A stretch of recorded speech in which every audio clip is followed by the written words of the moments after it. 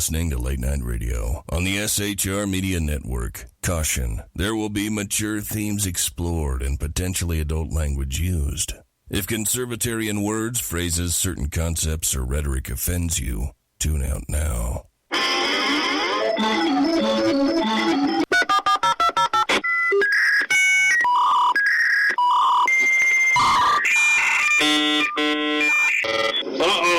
Guess what day it is? Guess what day it is? Huh?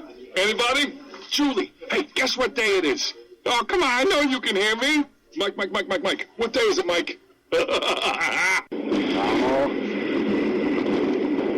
magnificent bastard, I read your book. I drink your milkshake. How dare you? I call that bold talk for a one-eyed fat man. Fill your hand, you son of a bitch! Captain. Captain. Captain. Captain. Captain. Captain. Captain. Captain. Captain. Captain. Captain. Captain. Captain. Captain. Captain. Captain. Captain. Captain. No, not yet. Don't pass out on me yet. Of course you realize this means war. Freedom is never more than one generation away from extinction. We didn't pass it on to our children in the bloodstream. The only way they can inherit the freedom we have known is if we fight for it, protect it, defend it, and then hand it to them with the well-taught lessons of how they in their lifetime must do the same. And if you and I don't do this, then you and I may well spend our sunset years telling our children and our children's children what it once was like in America when men were free. I have come here to chew bubblegum and kick ass. And I'm all out of bubblegum.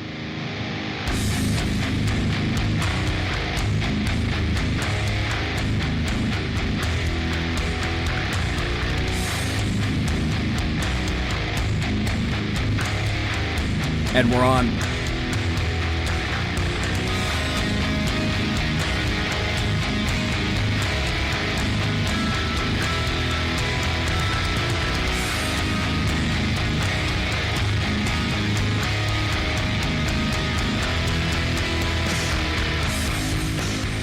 Ladies and gentlemen, boys and girls, children of all ages, welcome to BZ's Berserk Bobcat Saloon radio show, where I am broadcasting behind enemy lines in occupied California, always spelled with a K, a mere 2 miles east of the locus of evil on the entire left coast, the Bill Mill, the Belly of the Beast, the Capitol Building in downtown Sacramento at 10th and L Streets, where late at night you can hear the death of common sense. And at the end of the show, when I exit the plush, palatial, and resplendent SHR Media studios, whose sofas are now upholstered in rich Corinthian leather, I'll be smelling the odoriferous stench of sulfur, brimstone, and evil emanating from that building in downtown Sacramento. Now, be forewarned, as I customarily say, what you're about to hear for the next 2 hours consists of my opinion only. However, because of the fear porn that has gripped this nation, the saloon isn't open. I think next Tuesday. But I'm still serving stiff drinks, facts, history, logic, rationality, proportion, context, tradition, intent, and common sense out the back door. Also a reminder, we don't water our drinks just like we don't water our conversation. Politics, religion, crime, culture, race, sex, science, law, economics. We talk about it all here at the saloon, where the speech is free, but the booze is not. This is 2020, and as I have said many times, I am done with bipartisanship and compromise. This is the new age of modern politics. Because make no mistake, we are at war, and if you think it's bad now, wait until November 4th, because all the leftists, Democrats, aided and abetted by the American media maggots, have done their level best to ensure that chaos and anarchy erupts in full on November 4th. Remember I said it was a soft coup? Things may change radically on November 4th. My suggestion is you'd better be damn well prepared. If you're not, things will not potentially go well for you.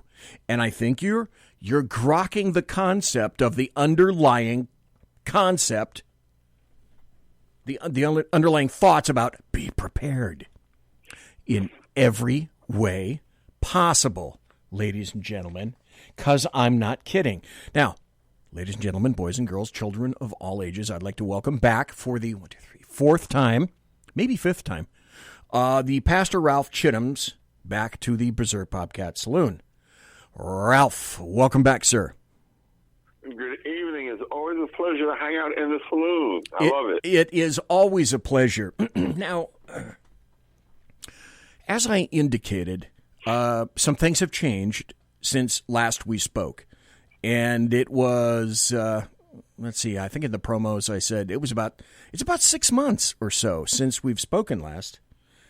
And unfortunately, very sadly, not much has happened, so I think we're really going to have to struggle tonight to discern something upon which to speak. So that's not going to be a problem. We can work it out. Do you think we can? Okay. Yeah, I think so. Because, we are radio professionals right here, and just like you did with your radio show, you and I both worked without a net, and still we made it through every darn day. And I'm glad that you did. By the way, folks, if you didn't know, Ralph used to be on SHR. Ralph had his very own show right here on the SHR Media Network. Since then, however, another story has occurred, Ralph, upon which you may not be aware. I was starting to hit a really nice peak for a while. I was getting 3,000, then 5,000. Then I was getting 10,000 hits and listens and views on the show. Now, it's very odd that when I hit that peak right around June, mid-June, and then on into July, once my efficacy arose, Ralph Chittams, what do you think happened on Facebook? You were shadow banned. Guess what? Now I've got, according to Facebook, maybe 70 people are listening to me, maybe 100 on a really, really good night. Since then, though, however, nothing has changed. I speak to somebody in, let's just say, technology every now and then, who has confirmed to me, because he's done the analytics, and the analytics have to come from a whole bunch of sources. They can't just come from Facebook, because I'm on iHeart, I'm on Apple Podcasts, Spotify, yada, yada, yada. You can find me just about anywhere. Anywhere good podcasts can be found. So he has consistently said, you know what, it's not like you're not getting out there, and it's not like people aren't hearing you, but you're not allowed to see, particularly by Facebook, what your real net results are. So, since then, we're getting out to many more people than Facebook, and everybody else will still let you go. And of course, since then, I have had, after a show, I've had YouTube completely pull my show. Gone. I've had Facebook a number of times completely pull my show after the broadcast. Gone. Because I had the temerity to touch any kind of assorted topics, including Wuhan 19, talking about voters, talking about fraud, anything that Facebook doesn't want you, folks, to hear about. And that shouldn't come as any surprise to anybody. Before we start, RALPH Chittams, would you please and kindly tell people a little bit, because since then, there are a lot of new people who may not be familiar with you. So can you give people a little background into who you are and what you do, please? Sure. Well, first of all, thanks again for having me on the show. As stated, my name is RALPH J CHITTAMS Sr. I actually live in Washington, D.C. I do not live in Maryland. I do not live in Virginia. I am actually a swamp dweller with a zip code in Washington, D.C. itself. I am a long-suffering resident of urban America who has been a Republican since 1988.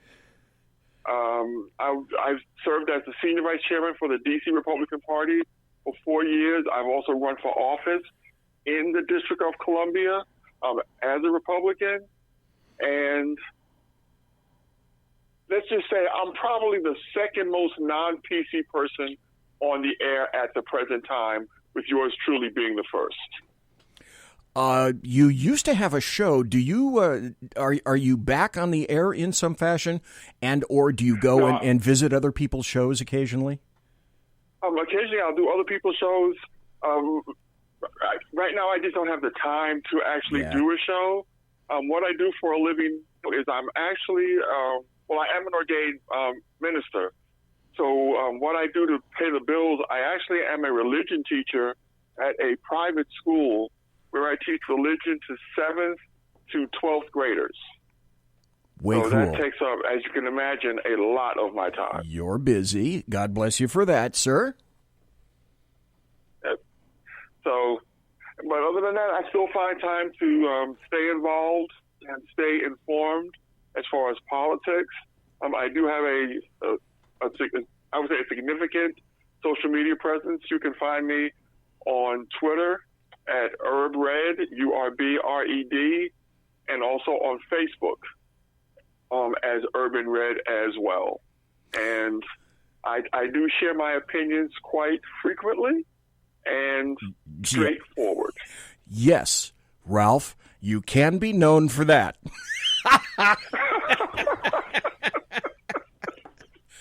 I've said for a long time, one of the reasons I like Ralph, and it's grounded in what I value, honesty and clarity. I've said this before. Some people go, oh, you can't say that, BZ. You know what? I admire Bernie Sanders in a way because Bernie will tell you all day long what he is and who he is. Now, there's a lot of things that he won't acquiesce to, that he's a millionaire, he's a multiple house owner, blah, blah, blah. Hates capitalism, loves capitalism, benefits from capitalism. Oh, no, he eschews capitalism completely. But he's honest and he's clear. Darn me, in Facebook chat, welcome to Teresa, Colette, welcome to Josh, and in the SHR Media chat, hey, look, Ralph is in there. Welcome to Mike, welcome to Sergeant Booker, welcome to Dave, welcome to Jack, welcome to Simone Says. And Simone does call from time to time, so she does says. Dave Milner, hey, welcome back, Dave. And one viewer who will not be unmasked because we don't do that in here. You also, can you tell us a little bit, Ralph, about Urban Red? What's that? Well, Urban Red was formed after I ran for office in 2018. I ran for an at-large seat on the D.C. Council. And what I was hearing after that election cycle was a lament from most conservatives running in down-ballot races that their state and local parties were providing them absolutely zero support in their races because they didn't consider those races winnable or viable. So they just wrote them off, and they weren't getting any sort of financial or logistical support whatsoever. So Urban Red was formed as a vehicle to try to help those down-ballot candidates who were running local races because, as you know, we both know, it's the down-ballot races that really impact people's lives on a daily basis more so than any national election. Right, because your council members, your aldermen, your sheriffs, even your dog catcher, they affect your life more on a daily basis than a president. Exactly. That's locality and community and immediacy. They're there and allegedly should be reacting more to input from constituents than anybody else because they're not responsible for 340 million people. They're responsible for the areas in which you live. So a massive difference between that. Everybody in chat, I really appreciate your being here. You are let's see. This is a challenge. I'm going to try to see if I get it right. And you tell me.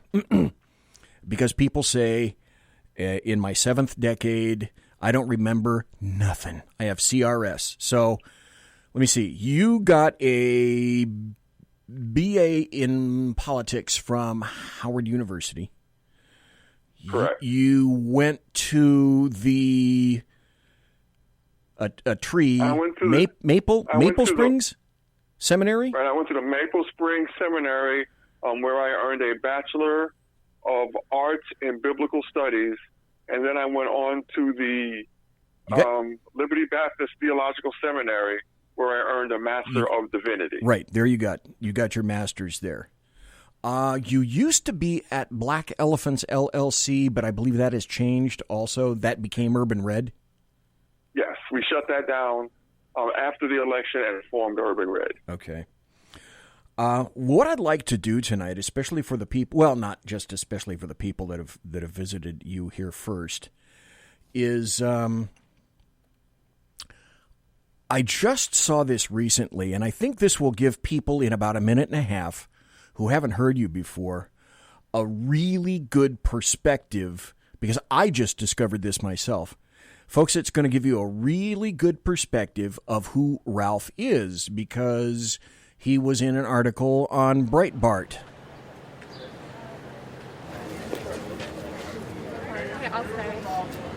Lord, this is a disappointing thing, and we cry to you, and we ask that your will will be done in this situation.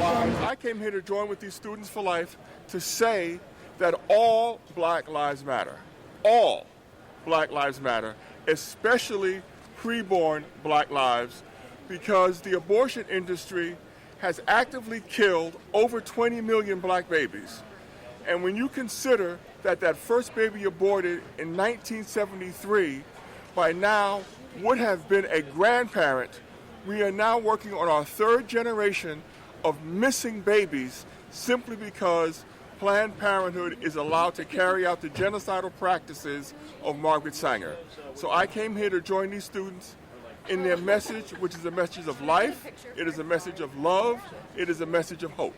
It's very clear that to Black Lives Matter, they're only referring to a subset of Black lives.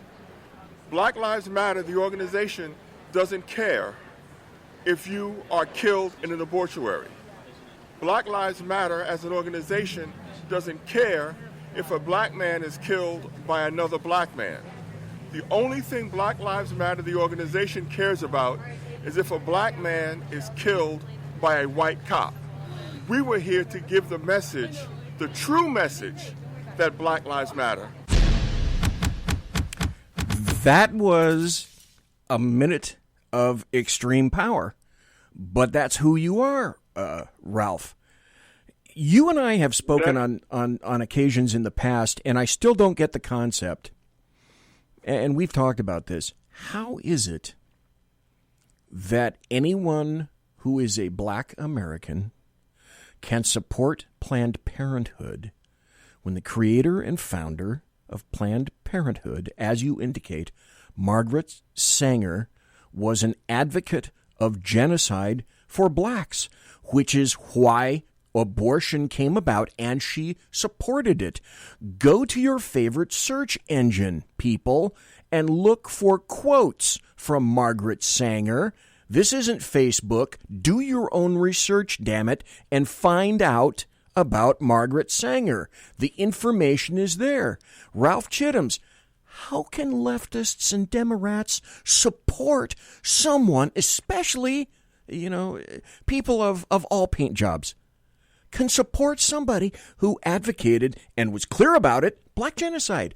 I don't get it. Well, you don't get it because you have a brain and it actually fires. All your synapses work. The problem is, the Bible is clear.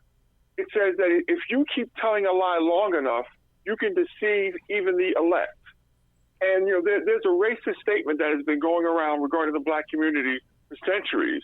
And that racist statement says that if you want to keep something hidden from Black people, put it in a book. Well, unfortunately, in every racist statement, there's a kernel of truth, because all you have to do is do just a modicum of research, and the truth that Planned Parenthood started off being known as the Negro Project is there for everyone to read.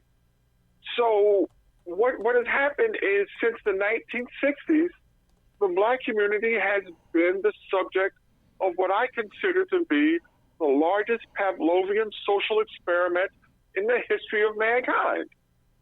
You know, at one time they would have to show us racism and then ring the bell, and then black folks would respond emotionally. Well, with Pavlov and his dogs, it got to a point where he didn't have to show the dogs the food. All he would have to do is ring the bell and the dogs would salivate. Well, what has happened inside the black community is they have taken that same psychological approach, and now they don't even have to show black America or African Americans real racism. All they have to do is say the words, and the community responds instinctively as opposed to intellectually.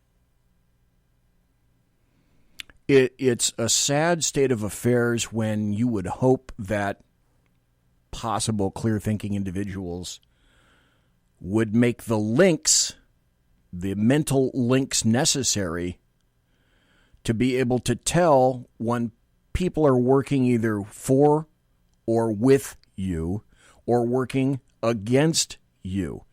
But I think that also wraps up into the end of our tete-a-tete together tonight, when I will... What the hell? I just... Okay, I'll Bigfoot myself and ask the last question up front, Ralph, because I just did it to my own self. Why shouldn't I follow through with this? Let's go.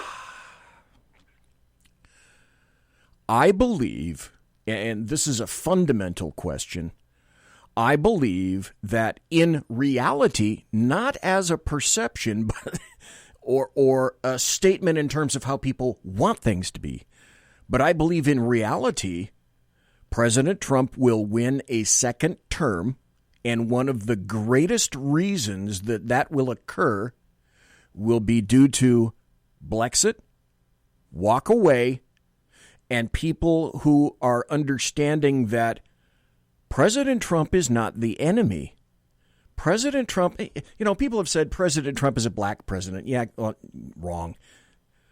President Trump, however, is working for everybody. Well, though the everybody also includes black America. That's a fact. The statistics in employment prove it. Joe Biden, Barack Obama had 8 years to consider or accomplish what President Trump has. And Joe Biden had 47 years in politics where he never had to write a check on the front of a check and make a payroll. All he did was sign the check on the back. That's all Biden has ever did in his past. And things didn't get better. No, of course not. I think one of the major reasons that Trump will win is because people of all paint jobs will see that President Trump is actually working for everybody and getting everybody, trying his darndest to get everybody ahead, including black Americans. I mean, there's no question about it. I went out on a limb probably 6 months or so ago, and I made a prediction that President Trump is going to get probably 350 electoral college votes, and I wouldn't be surprised if he takes 44 to 45 states in this election. And if you look at what's going on in states like Florida, New Mexico, New Jersey, Arizona, you can see that there is a shift in the voter registrations and in the sentiment in those states in his favor. So there's a very real possibility that he is going to give the Democrats a butt whipping, the likes of which we haven't seen since Mondale. I was kind of going to save this for the end. Folks, we're talking tonight to Pastor RALPH J CHITTAMS Sr. He's been on the show before, a great conservative, a great American. Those are, people could say those are trite phrases, but I think they're valuable phrases, especially today. But I think the Democrat Party is on a major cusp of a razor's edge. And I think there is really, when you come up against a person, I've certainly experienced this, when someone is so afraid, you can actually smell it on them. They are issuing pheromones of fear. And I think that's the Democrat Party right now. I think November 3rd is such an incredible imperative that either they win smashingly or they're just about on the edge of extinction. It really is that important. It's important to them. But then I want to ask you, Ralph Chittams, after I make this statement, November 3rd is of a criticality, the likes of which this union has never experienced before, except perhaps in its creation. And that is to say that there are elements on the left and then in the Democrat Party and anarchists who want to see this nation essentially abolished, torn apart, ripped asunder, destroyed, set on fire, etc. And they're going to do it. You and I both know they're probably going to do it exactly, no matter, let's be clear, they're going to do it no matter who wins. But Ralph Chittams, is that the actual criticality that we're looking at right now in 2020? Oh, absolutely. This election in 2020, and honestly, I just thought about this analogy as I was preparing for your show.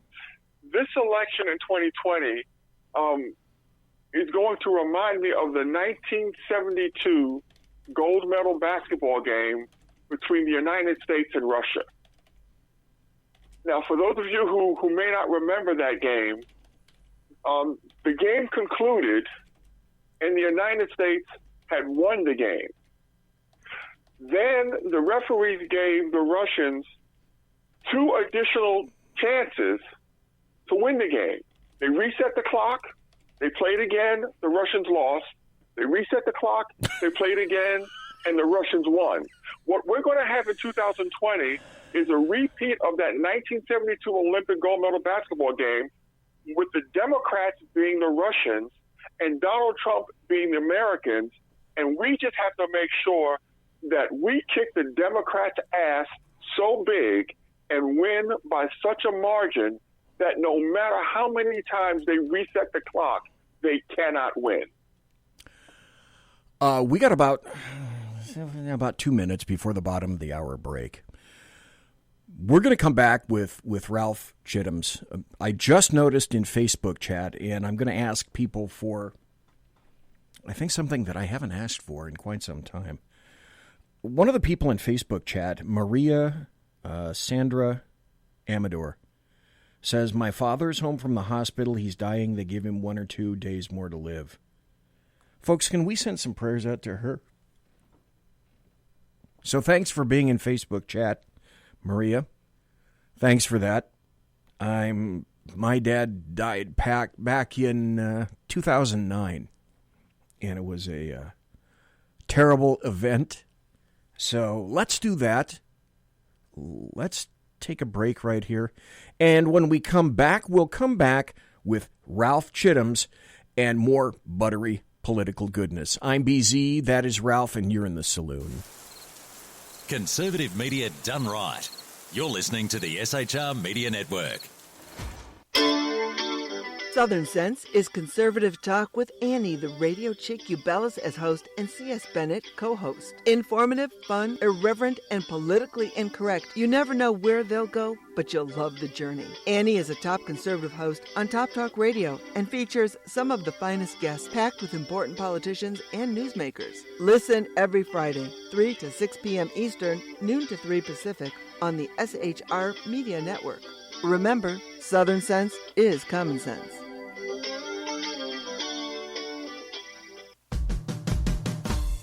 It's your business diva here, Melanie Collette. I am inviting you to a front row seat as I discuss some of the most intriguing details of wealth and finance with today's movers and shakers in the world of business. Listen in and discover financial truths on a global, domestic, and household scale. Uncover topics that will impact your wallet today and in the future. Money Talk with Melanie airs Monday through Friday, 5 p.m. East, 2 p.m. West, right here on SHR Media and High Plains Pundit Talk Radio. You can't afford to miss it. From a public locker inside a dilapidated Long Island rail station comes a show designed to piss off liberals using truth, facts, and ridicule. The Lid Radio Show, featuring the conservative voice from the People's Republic of New York. The Lid himself, Jeff Dunnett. Tune in every Wednesday at 2 p.m. Eastern, 11 a.m. Pacific on the SHR Media Network. Go to shrmedia.com. At Lid Radio, we fight for the truth, justice, and a good kosher T-bone. If you don't listen, Hillary Clinton might sneak into your bedroom in her housecoat late at night and blame you for her election loss. It's the Lid Radio Show with Jeff Dunnett. Conservative media done right. You're listening to the SHR Media Network. Good evening. Broadcasting behind enemy lines in occupied California, the bloviating Zeppelin's Berserk Bobcat Saloon radio show is featured on the SHR Media Network every Tuesday and Thursday night for 2 hours at 11 p.m. Eastern and 8 p.m. Pacific. Whilst manufacturers are running out of metal for the diapers of the leftists, BZ continues to radically change the world of leftists, one diaper at a time. Stop balancing your checkbooks. Stop cleaning your fish tanks. The bloviating Zeppelin's Berserk Bobcat Saloon radio show is your magnet for truth, justice, obesity, a darkened studio, and late-night freedom. No United States of America freedoms were abridged in the making of this ad. This is Shannon Wright. And this is Michael Wright. Reminding you to listen to The Right Way with Shannon and Mike. Every Monday through Thursday. 7 to 9 a.m. Right here on shrmedia.com.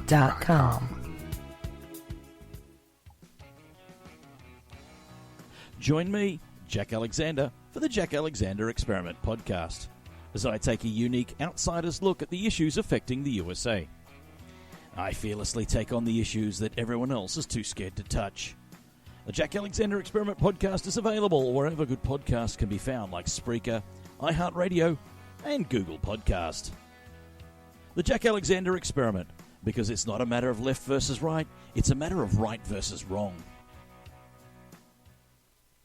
After 6 years covering terror and corruption, the unpleasant blind guy is making a change. I'm Dave Milner. Join me on Spreaker and YouTube through SHR Media and on the Western Free Radio Network as I team up with Jeff Mitchell, host of the English Defense League radio show on blogtalkradio.com. Check show pages for airtimes. It's the Unpleasant Blind Guy. On EDL Radio. There's no surrender, ever. Because truth is not always pleasant. Featuring the effervescent contrarian Sackheads Clint, plus the unrestrained bulbosity of BZ, the Sackheads Against Tyranny is a real chat show. Doubling your late-night conservative talk show pleasure with double the hosts, you can listen every Wednesday night at 8 p.m. Pacific, 11 p.m. Eastern. Please note, some contents may have settled during shipping. Member FDIC, batteries not included, warranty void in Montenegro. Conservative media done right. You're listening to the SHR Media Network. Ladies and gentlemen, boys and girls, children of all ages, thanks for being here tonight. I've got some breaking news right after this. I mean, this just came out about 30 minutes ago or so. You can find me and follow me on Twitter. I'm really active politically on Twitter, at BZEP, at BZEP. If you would on YouTube, share this video. On Facebook, share this video. On Spreaker, share. I am one of the world's worst promoters of myself, but if you would, share like crazy, just to let everybody know. This just came in from AP. Trump in quarantine process after top aide gets COVID-19, Washington. President Donald Trump said Thursday that he and First Lady Melania Trump are beginning a quarantine process as they await coronavirus test results after a top aide he spent substantial time with this week tested positive for COVID-19. Trump's comments came after he confirmed that Hope Hicks, one of his closest aides, had tested positive for the virus Thursday. Hicks began feeling mild symptoms during the plane ride home from a rally in Minnesota on Wednesday evening, according to an administration official who spoke on condition of anonymity to disclose private information. She was quarantined away from others on the plane, and her diagnosis was confirmed Thursday, the person said. My guess would be that's out there in the ozone right now, so all the media outlets, and you know, folks, Ralph, anyone listening, I can guarantee you right now there are people who have read that story, will read it shortly, and say something very similar to, I just hope he dies.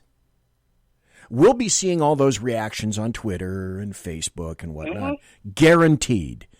Guaranteed that's what's coming. So just to let you know, folks, the president is going to be in quarantine. His wife is going to be in quarantine. Likely whoever was on that flight with them will be in quarantine. That does not mean, if I can please emphasize, that he will not be interacting as president of the United States and that he will still not continue to be president of the United States. But I'm sure right now all the leftists and the Democrats and the anarchists are giggling like crazy and hoping that he simply passes away. This is the state, this is the state of the United States in 2020. Mm-hmm. This is where we are as a nation right now. Yep. Oh, absolutely. This is exactly where we are. I haven't seen it, but you're right. There's going to be all sorts of memes about showing, him in a coffin and people dancing and all kinds of vile and disgusting memes. Now, forget about the fact that just a week ago, it was reported that Joe Biden and Jill had been exposed to someone who was tested positive for COVID. Remember that story? Yes. And there was no big deal about him going into quarantine for 14 days. No. As a matter of fact, he even showed up at the debate the other night inside of that 14-day quarantine incubation period. So people just need to sit down and shut up. You know, Ralph, now that you say that, it makes me remember that the funeral of John Lewis, which, if I'm not mistaken, was in Atlanta, many D.C. people went to the funeral and came back, and in direct contravention of the D.C. mayor themselves, did not quarantine for 2 weeks, as that was her edict. No, but you have to remember, she created a special exemption carve-out that if anybody was traveling on official business, then the quarantine period did not apply to them, and attendance at John Lewis's funeral was considered critical and important and necessary travel. Therefore, the COVID restrictions did not apply. You can't. What kind of BS is that? Luckily, see, here's the thing that a lot of people unfortunately don't recognize, and you folks, you should. The Wuhan 19 is much more intelligent than you ever suspected. It knows just who to target. It knows who's been bad, and it knows who's been good, for goodness sake. It's like Santa Claus. Yeah, exactly. And it, if you're bad, or if you're a conservative, it will get you. If you're protesting, King's X, you're okay. Yeah. There's no logic in any of these COVID protocols that we've seen from people like Cuomo de Blasio and your idiot Newsom out in California and the mayor here in D.C. There's nothing logical about what they're doing. Everything that they're doing is purely political. And it's all related to this election in November, because they want to create that, as I said earlier, that 1972 basketball scenario where they're going to keep coming back and finding more ballots days after the election, weeks after the election, and keep replaying the election over and over and over and over again until they figure out a way to cheat and win.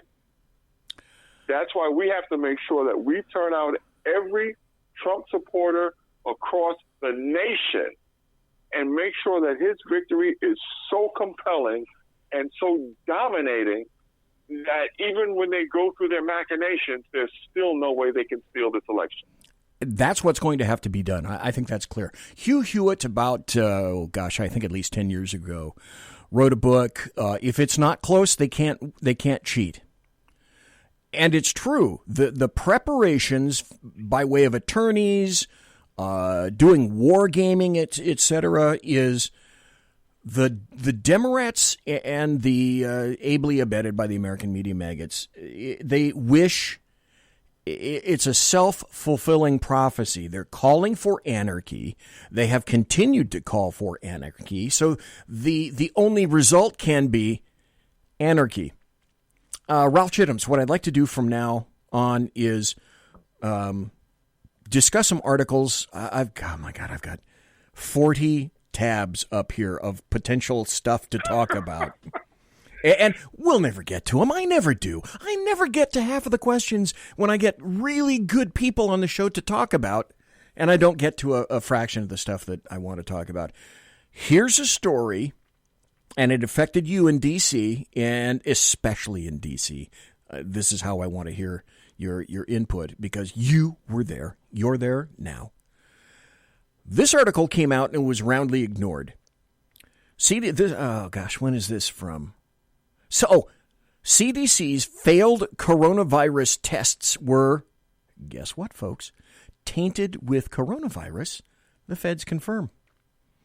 As coronavirus took root across America, the U.S. Centers for Disease Control Prevention sent states tainted lab tests, kits, as early as February that themselves were seeded with the virus.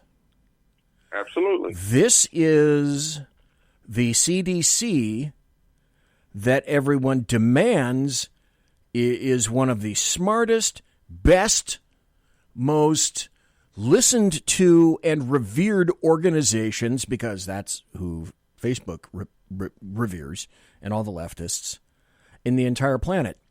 This is, I just came across this. I played this video once, and I got to play it again.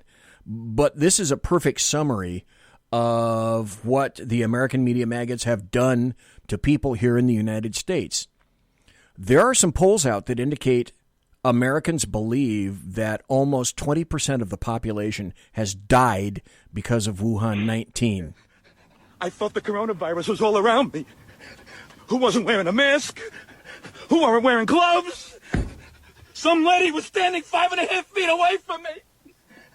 I don't know what to do anymore. Who do I listen to? Do I listen to the experts on TV or the experts on Facebook? What happened to Dr. Fauci? How come he's not in the news conference anymore? What did they do to Dr. Fauci? Oh, my God. Did a spaceship land in a rose garden and take him away to a different planet? Oh, my God. I got to calm down. I got to calm down. Oh, my God. What if the virus is out here? What do I do with the gloves and the mask? What if the virus is on these? How do I get rid of them? I don't want to put them on the street. That's not nice. I'll get rid of it later. Oh, my God! I touched the steering wheel. What if the virus is on the steering wheel now? That's America in 2020. Well, in real time, you were there. Ralph, I bet you know or watched or heard people just like that guy. Oh, I can't tell you how many people I've just told what they can do with certain parts of my anatomy when they tell me on the streets of Washington, D.C. to put a mask on. I mean, literally, it's like I'm out in the street, I'm in public, I'm 10, 15 feet away from you, and I have some jerk telling me to put on a mask because it's the law. You know, it's like, dude, if you don't shut up and get away from me, there's going to be an accident right here on the sidewalk. And it's and the CDC puts out this stuff, and when you play that clip, it reminded me of the old Orson Welles War of the Worlds. Yes. People just freaked out over a radio show over nothing.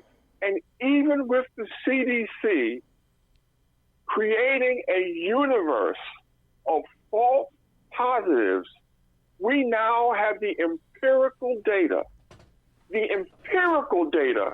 that shows a 99.9% survivability rate of COVID-19. Yep. And that's with the CDC creating a universe of false positives. Well, we have numbnuts like Joe Biden getting on stage and telling people that we've had over 6,000 members of our armed forces die because of COVID-19 when the real number is less than 10. He then said 200 million people have died from COVID-19. It's like, what numbers are you looking at, Joe? And we have these people who, again, don't read, don't do their own research. They hear that coming from someone for some reason that they think is a voice of authority, and they run around like Chicken Little hollering and screaming that the sky's falling. And people like you and I are looking at them going, what kind of an idiot are you? It makes no sense. No. And what we've learned is what the Nazis learned and what they perfected, that if you tell a lie long enough and loud enough, you can convince even what others would think would be reasonably intelligent people to believe it. Let me ask you this, Ralph, because my answer is I see it every day. Do you still see, maybe still, have you seen or do you still see people that are in D.C. that are driving around in their cars with masks on and the windows are up? Oh, absolutely. Absolutely. And the funny, it's like this term, was created referring to women as Karens, who don't know how to mind their own business and are telling everybody else what they should be doing with, regarding COVID, and you should be doing this and you should be doing that. And then the question, of course, came up, well, what do you call the male version of a Karen? Well, I thought about that long and hard, and there's only one possible answer for who's married to a Karen. Okay. And who's married to Karen is Dick. And nobody wants to be a dick.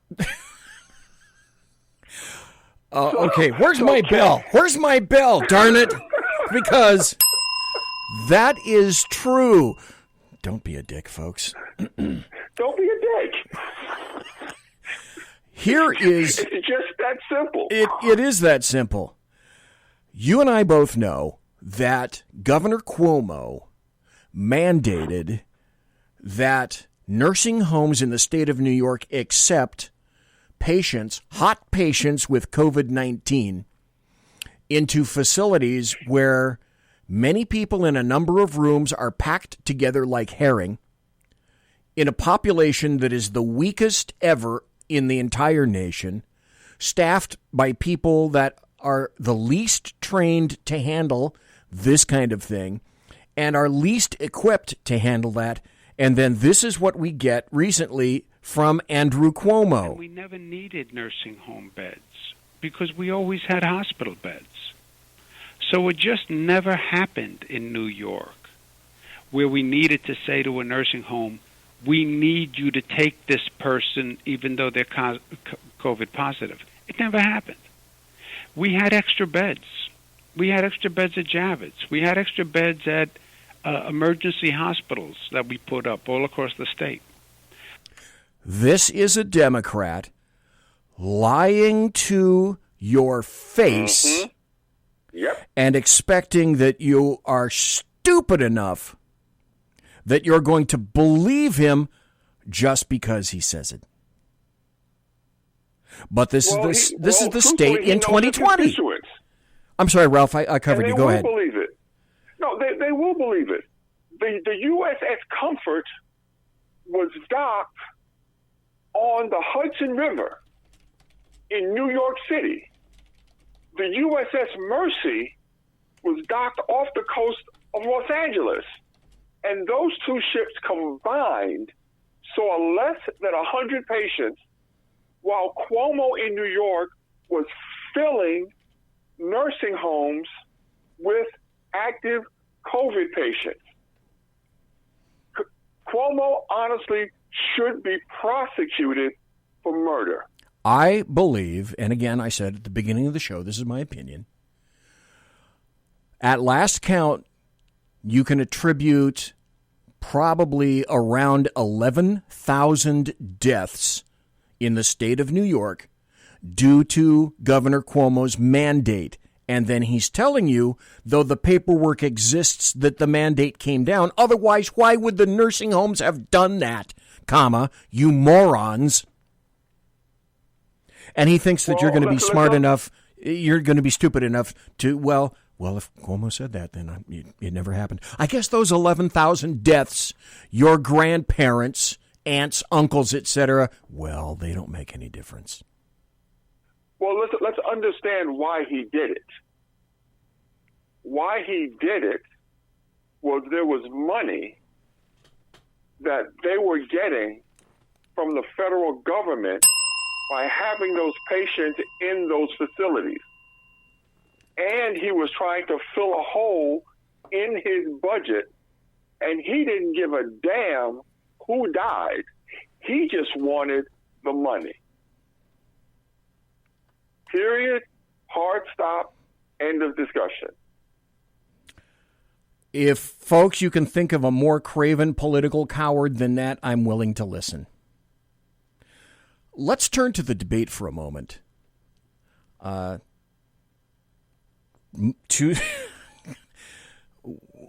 do I start with this? Well,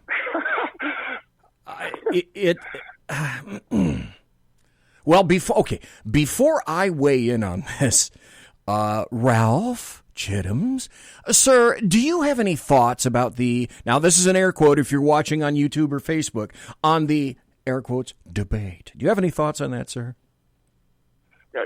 I grew up in New York City, and I grew up going to Madison Square Garden every month back when the old Worldwide Wrestling Federation was in existence. Yep. You know, that was before it became an entertainment, when it was the old WWF. And what I saw, as far as the debate concerned, was an old-fashioned WWF SmackDown. Oh, God.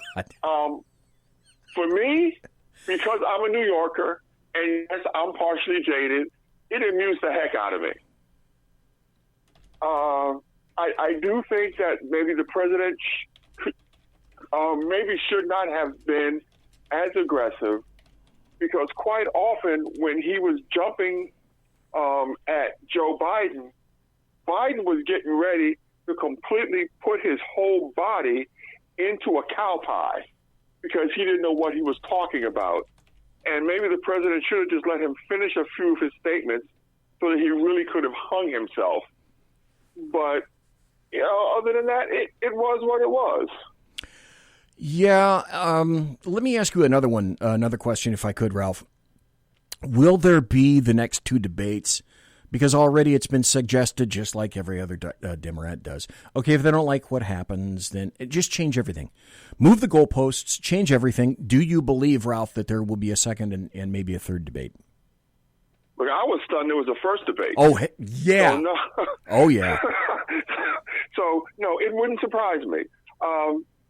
The Biden camp, working with the media, of course, has already stated that they want to change the rules of engagement for the second and third debates. Yep. The president has already stated he will not agree to any rules changes. So there really is a very good question as to whether or not there's going to be a second or a third, because I would have lost the bet because my money was there wasn't even going to be a first. Well, I did lose a bet, as a matter of fact, Ralph. Because I bet somebody $20 that there wasn't going to be a debate. Okay, BZ handed that over real quick. I have, and I don't know how many people heard this. I had to go back and listen. I recorded it. I had to go back to listen to this. Al Jazeera, and everybody knows what Al Jazeera is and represents, came back and made an excellent point. I'm going to go over that Al Jazeera article. But there was a bit in the debate that I bet you folks, everybody, didn't hear. Joe Biden is talking about... I know what you're going to bring up. Yeah. Joe Biden was talking about Trump's tax returns. And then Joe Biden inserted something. I didn't see this coming, but this tells you a lot of what you need to know about Joe Biden. I understand all that. No, Mr. President, I'm asking you a question. Will you tell us how much you paid in federal income taxes in 2016 and 2017? Millions of dollars. You paid millions of dollars? Millions of dollars. So yes. not 750. Millions of dollars, and you'll get to see it. You'll get to see it. But let me just tell you, Chris, let me just tell you something, that it was the tax laws. Folks, did you hear what he said? Yep. Well, guess what? If you didn't, Al Jazeera heard it. Let me tell you another thing. All of the Middle East... The entire Muslim world heard it. Yep. The Shia heard it. The Sunni heard it. Al Jazeera, an organ of the Muslim world, heard it. Here's their article and their headline. Biden's inshallah during U.S. debate dubbed historic on Twitter. Social media users react to Joe Biden using the Arabic term to express hope over a probe in Trump tax controversy. Now, folks, does that give you any possible indication as to the leaning of a Biden presidency? Already we have a problem, Ralph, as you well know, with leftist Democrats, anarchists attempting to eliminate religion in America wholesale, except Islam. Absolutely. Right, and here we have. So let's put all these dots together. So Joe Biden professes to be a Christian. He professes to be a Catholic, but then publicly he utters the phrase "in Salah," and then simultaneously with this, we have another Catholic who's being absolutely vilified for really being a Catholic in Amy Coney Barrett. So the problem that we have here is Amy Coney Barrett is a real Christian, because a real Christian would never in a million years, even under threat of death, persecution, and torture, utter the phrase "in Salah." So this tells you that Joe Biden's Christianity and his Catholicism, yes, I am going to say it, and I will say it publicly, I question his faith. You have to question everything that a Democrat is going to tell you. And I've coined that term now for 3 years since I've been on the show. And I've come to my own conclusion. Like I say, this is all about my own opinion. It's my show, so I get to say what I want. But I like to have conservatives on the show because I want to hear everybody's viewpoint and perspective. I want people to hear the perspective that you won't hear if you listen to the alleged mainstream media, what I term the American media maggots. When we come back, we're pushing up... Oh, I'm sorry. Let me stop right here. Put on the brakes. RALPH Chittams, is it okay to hold for you to come back after the top of the hour break? You know it is. I love hanging out with you. Okay, cool. I don't want to be rude. It's always good to ask, because some people have places to go and things to do. They have a real life, unlike me. And the reason I also ask that is because right now on the left coast, it's 8:59. So it's 9 o'clock, okay? Which means on the right coast in D.C., where you are right now, it's midnight. Yeah, but my personal saloon is still open, so we're good. Okay, all right. Well, folks, we're listening to one of the greatest guests that God ever created, RALPH Chittams, right here in the saloon. I'll be back. You brought up Amy Coney Barrett. You brought up religion, RALPH Chittams. When we come back, I'd like to go into that with a couple of articles. The left is going nuts. I don't think it's going to play real well. I could be mistaken. I'll be right back. Conservative media done right. You're listening to the SHR Media Network. From a public locker inside a dilapidated Long Island rail station comes a show designed to piss off liberals using truth, facts, and ridicule. The Lid Radio Show, featuring the conservative voice from the People's Republic of New York, the Lid himself, Jeff Dunetz. Tune in every Wednesday at 2 p.m. Eastern, 11 a.m. Pacific on the SHR Media Network. Go to shrmedia.com. At Lid Radio, we fight for the truth, justice, and a good kosher T-bone. If you don't listen, Hillary Clinton might sneak into your bedroom in her housecoat late at night and blame you for her election loss. It's the Lid Radio Show with Jeff Dunetz. Hey, are you guys listening? This is Shannon from Right Way with Shannon and Mike in the AM on SHR Media. I know you've been wondering where we are and what's been going on. Well, folks, that's right. We're back. So please join us 7 to 9 a.m. Monday through Thursday on SHR Media, on Spreaker, iHeartRadio, and Spotify, and Facebook Live at 11 a.m. on Right Way with Shannon and Mike in the AM. Okay, let me stop here just for a second, because I'm going to interrupt my own interruption. I want to make mention that next Tuesday, John Truman Wolf, the financial dude, is going to be back on the show. I'm going to ask him all about the Federal Reserve. So if you like this dude from a couple of weeks ago, he's going to be back on Tuesday. I interrupted this promo of Shannon Wright to let you know that next Thursday, a week from now, Shannon Wright, who is running for mayor of Baltimore, will be back on the show to give us an update of what's going on. So she reminded me to remind you, if you want to hear Shannon Wright talk about her campaign for mayor of Baltimore, be here in the saloon next Thursday night. Shannon, take it away. You don't want to miss a minute. We've got lots of guests, lots of segments, and lots of interesting things. And let's face it, there's nowhere for you to go, so you might as well tune in. Again, Right Way with Shannon and Mike in the AM. We're back live on the air on SHR Media, 7 to 9 a.m. Monday through Thursday, audio and Facebook Live, audio and video. Yes, we are going to do video. Facebook Live, Right Way with Shannon and Mike in the AM. Hope to see you soon.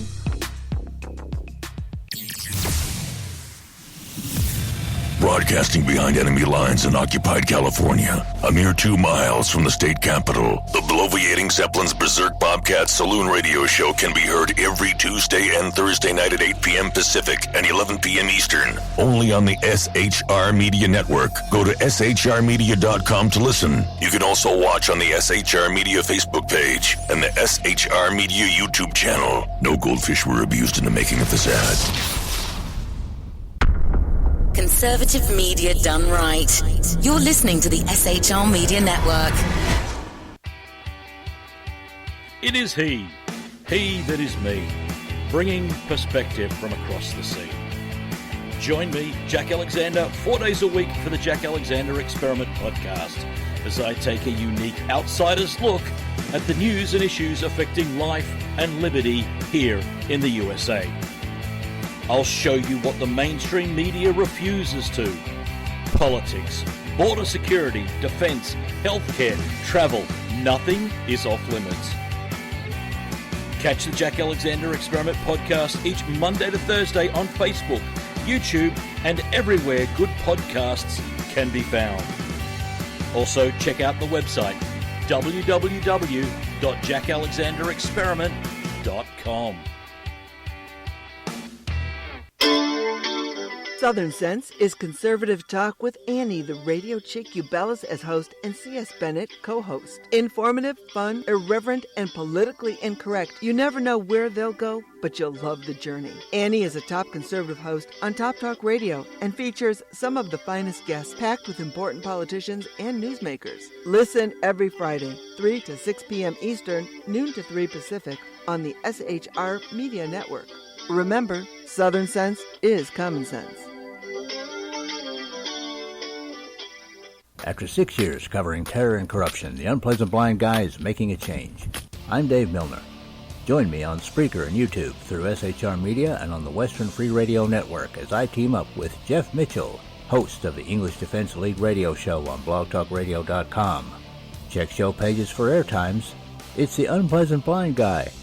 On ADL Radio. There's no surrender, ever. Because truth is not always pleasant. Conservative media done right. You're listening to the SHR Media Network.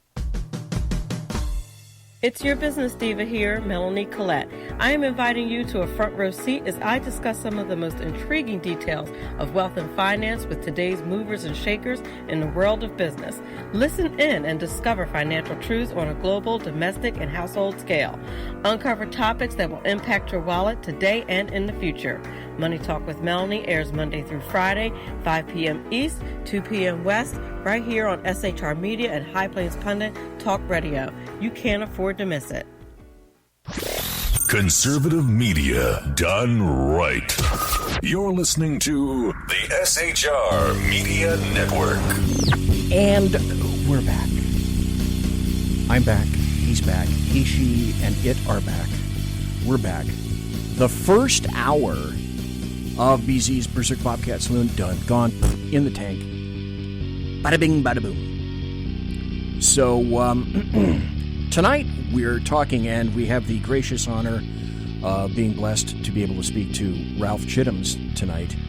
And he's been nice enough to say that he'll continue over into the second hour, so I greatly appreciate that, despite the fact that there's a 3-hour time difference. And this show wraps up at 10 o'clock here on the left coast. That means it's only 1 a.m. in D.C. So, Ralph, again, thanks for being here. I came across this bit. We're going to get to Amy Coney Barrett in a little bit. I came across this bit where Don Lemon made a couple of statements on CNN. And even, this is so weird to say, this is how cracked things are. Even Chris Cuomo appeared to take Don Lemon to task for being as loony as he really is, because Don Lemon. What happens? Everybody sticks. We're going to have to blow up the entire system. And you know what we're going to have to do? No, I don't know. You know what we're going to? Yes, yeah. we have to do. You just got to vote. Honestly, from what your closing argument is, you're going to have to get rid of the Electoral College, because the people. I don't see it. Because the minority in this country decides who the judges are, and they decide who the president is. But you need a constitutional amendment to do that. And if Joe Biden wins, Democrats can stack the courts, and they can do that amendment, and they can get it passed. Well, you need 2/3 vote in the Congress and 3/4 of the state legislatures. They may be able to do that. Maybe. Here are two leftists, folks, make no mistake, telling you in the clear on TV, on CNN, what their goal is for you. Oppression. Burn it all down. This is Don Lemon's version of it. Well, I would have admired him had he been honest and clear and said, you know what, screw it, let's just burn it all down. Well, that's essentially what he said. That's exactly what you're going to get with a Joe Biden presidency, because it ain't going to be Joe pulling the levers and pushing the buttons. It'll be everybody but him. Well, who's going to be pushing the button and who's going to be pushing the levers, honestly, is going to be Kamala Harris. Yep. It's going to be Bernie Sanders. Yep. It's going to be AOC. It's going to be Ayanna Pressley. It's going to be Rashida Tlaib. It's going to be that whole left-wing Marxist communist wing of the Democrat Party. That's who's going to be pulling the strings. Yeah, that's... And for Don Lemon to make that asinine statement, regarding the Electoral College, it just proves that he, like, unfortunately, most of America does not understand that we are not a democracy. We are a republic. And there is a huge difference. All the difference. Democracy is mob rule. Yes. Well, which is, Ralph, okay, wait, give me this darn thing. Which is exactly what we've been seeing for the past 4 months or more in leftist-run cities. Portland, Seattle, New York, Minneapolis. Name the city if it's leftist-run. Some commentator came out, well, Republicans are running the cities into the ground, too. What about Tulsa? Oh, right, Tulsa's huge. Tulsa's huge. Yeah, the big cities are run by leftist governors and mayors and states. And have been for the last 50 years. And have been essentially unimpeded. People keep voting for that stuff. And I've said for quite some time now, you voted, you want it, you loved it, you petted it, you grew it. It was a little bitty lizard, and you fed it. You fed it, and it grew into a dragon, and it's burning your ass. I don't have much sympathy for you. You bought it, you voted for it, you must have wanted it, you petted it, you groomed it. Good little dragon. Mm-hmm. And then it burns you and you're surprised. Yeah. I mean, that's it in a nutshell. I mean, look at Washington, D.C. From the moment Washington, D.C. was given home rule rights, Washington, D.C. has never elected a Republican mayor, and Washington, D.C. has never, in a national election, ever gone to a Republican candidate. No Republican running for president has ever, in the history of the District of Columbia, gotten our Electoral College votes. Ever. And then they want to blame, D. White man and Republicans for the problems in Washington, D.C. When Washington, D.C. has been ruled locally by Democrats, and all the mayors of Washington, D.C. have been black. There's a shocker. I'm shocked. Ralph's shocked. Everybody else is shocked.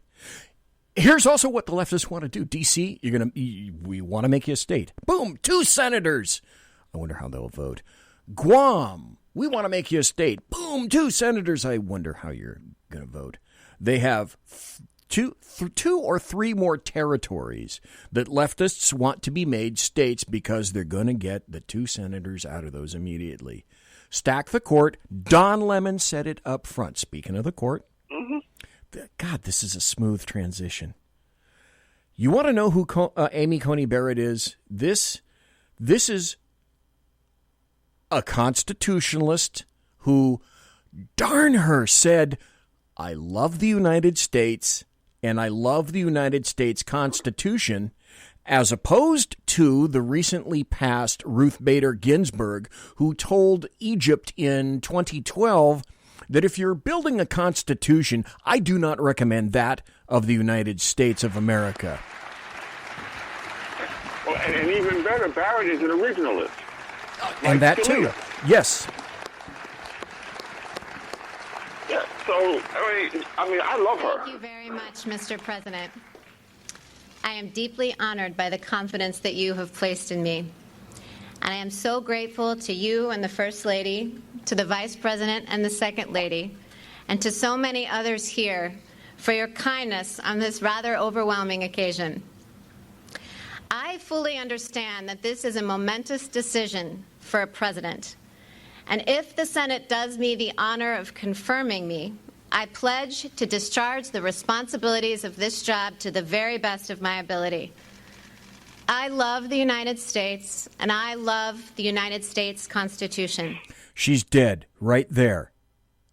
That's what everybody that's a Democrat and a leftist didn't want to hear. That has killed her right there. And then, of course, everyone said in the left that it's The Handmaid's Tale all over again. Oh, don't even. It's The Handmaid's Tale, Ralph. All over again. It's the Stepford Wives, Ralph. You wind them up and let them go. And they don't think for their own. Oh, no. They're told what to... They come pre-programmed from the factory. Even Vox said the false link between Amy Coney Barrett and The Handmaid's Tale. That was even too over the top for Fox. Yep. For Vox, I should say. Here's the potential timeline. Now, she's already done this. It's December 1st, still on the left coast. It's December 2nd, where you are on the right coast. Amy Coney Barrett already met with senators on September 29th. October 12th, Judiciary Committee opening statements. October 13th, Judiciary Committee questioning. October 14th, Judiciary Committee questioning. October 15th, Judiciary Committee markup. October 22nd, nomination out of committee. This is why the House and the Senate are so critical and why the leftists and the Democrats are willing to do anything and everything to burn this nation down.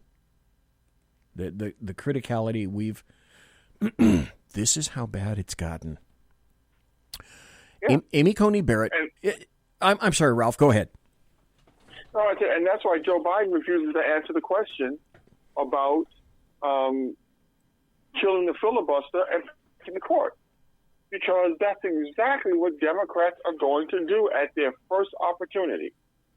If, by some miracle, or rather demonic possession, Biden were to win this election, and the Democrats were to take the Senate, even if Coney Barrett was confirmed to the Supreme Court in November or December, I guarantee you that they would increase the number of Supreme Court justices in that first term to at least 13. I would. You will not get any disagreement from me, RALPH Chittams, about that at all. Exactly. That's the plan. And many times they'll tell you about it. Now, Biden doesn't want to say it because that would simply yield fodder for Donald Trump. But his problem is he's stuck between a rock and a hard place. Oh, yeah, yes. Because this is his great. leftist Bernie supporters, they want him to say it. Yes. And by him hedging his bets and not saying it, he's cooling their jets, and they may not turn out for him in the numbers that he needs in order to have even a snowball's chance in hell of winning. That's why I love to have you on the show, Ralph. Yes, exactly. He's already, even at the debate, he's already pissed off leftist elements, all the Bernie bros. So he's hedging his bets, just as you pointed out. Well, wait a minute. Right. He needs to say he's going to stack him. Right. He disavowed the Green New Deal publicly, on television, on air, during a debate. Now, it doesn't matter that when you go to his website, it says that the Green New Deal is an integral part of creating a new United States. It's in his platform. Absolutely. But then again, remember, what we talked about earlier, there's a whole segment of the population that doesn't read. Yeah. So they're going to hear him say that, and all the Bernie bros and the AOC fanatics are going to be like, what? He doesn't want to do the Green New Deal?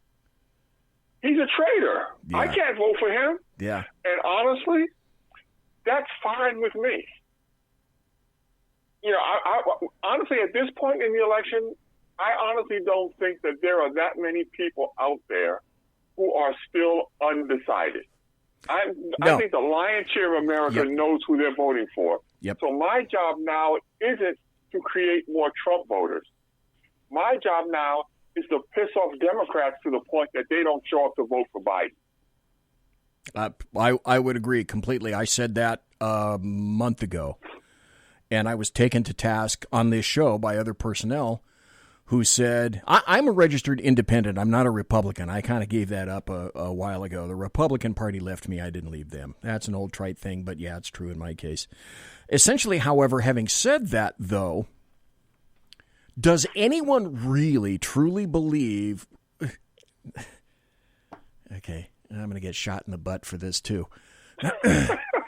Does anybody really, truly believe that there are people out there who are saying something similar to, and this is the exact same way I said it before on the show, well, I don't know who I'm going to vote for. I don't know. I don't know nothing about that Trump guy. I'm not decided yet. Bull. Absolute bull. Like you haven't made up your decision as to whether or not I'm not sure about Trump. He could. I don't know how I'm going to.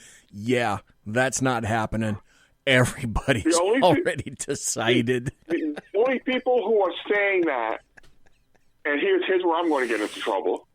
The only people who are claiming that they don't know who they are going to vote for are people who claim to be Christians, who know they're going to vote for a baby killer in Joe Biden, and they're trying to hedge their bets so that they don't have to publicly admit that they are violating their own religious beliefs and voting for someone with a history of bigotry and who advocates the killing of babies.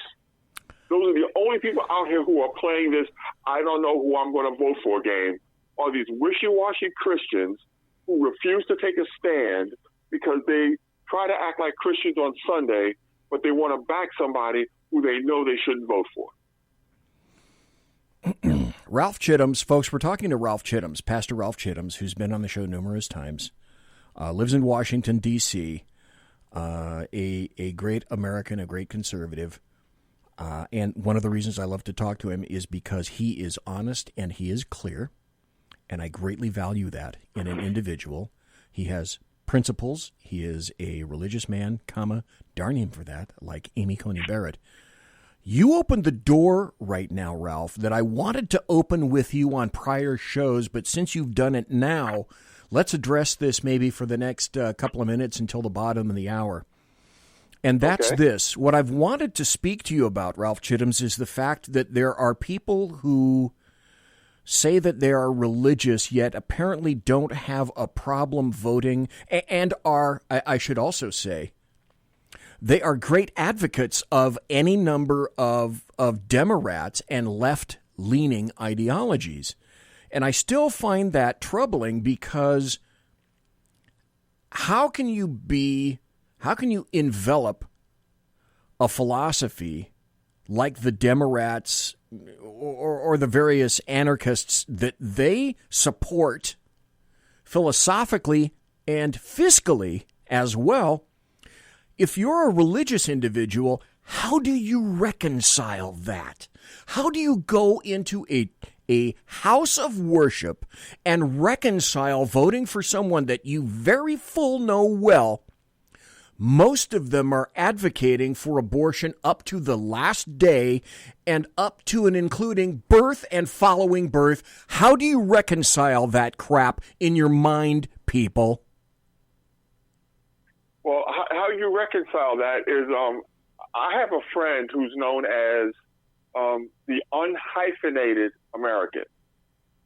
And how people do that is they are hyphenated. And what I mean when they're hyphenated, it means that anytime you put a qualifier in front of something, it means that whatever follows is secondary to whatever precedes. So you have people who say, I am a black Christian. Okay, well, that means your melanin content is more important than your faith.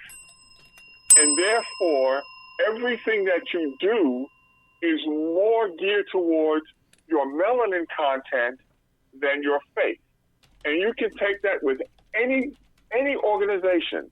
The minute you hyphenate it and you put something in front of it, that means that the precursor is more important than the successor. And so you have people who claim to be A, but the hyphen proves that they're not really what they claim to be because there's a prefix in front of the A, which causes them to modify what they claim to believe. So they're not really what they say they are. It's a smokescreen. It's a sham. It's a lie. It is a lie. It's absolutely an abject lie. Folks, if you want to talk to myself or Ralph, give us a call at 575-208-4481. The number is in the chat room. I just put it up at shrmedia.com. I'll say it slower this time. 575-208-4481. And you can talk to myself and or Ralph. So it's 575-208-4481. Give us a call. We've got in Amy Coney Barrett, this is how low things are in this nation at this point. We have someone who you know is an inherently good person, a family person, who is excoriated on every level. Now, feminists, because I was around in the 60s, were stating that feminism was you can have it all. You can do it all. You want to be a mom, you can be a mom. You want to be in business, you can be in business. Then it transitioned over from Gloria Steinem into being a house mother. That's not important. Getting out solely into business and making and taking care of yourself. That's the only thing that's important.